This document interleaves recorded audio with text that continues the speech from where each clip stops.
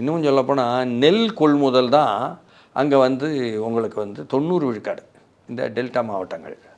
அந்த நெல் கொள்முதலில் பார்த்தீங்கன்னு சொன்னால் இன்றைக்கி வந்து கொள்முதல் மையங்கள் வந்து சரியாக அமைக்காததுனால திமுக அரசு மேலே உள்ள குற்றச்சாட்டை இவர் போன முறை திருவாரூர் வந்தபொழுதும் இதே விஜய் சொன்னார்.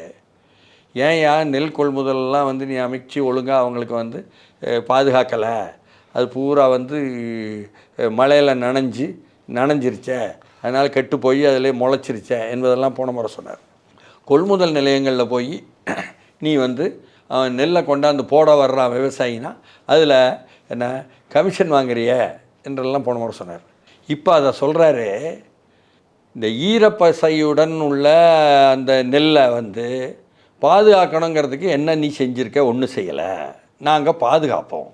எப்படி பாதுகாப்போம்னு சொல்லலைன்னு வைங்க, அது வந்து அடுத்த கட்டமாக அவருக்கு எடுத்து யாராவது சொல்லும் பொழுது வரும், நம்ம எடுத்து சொல்லுவோம்.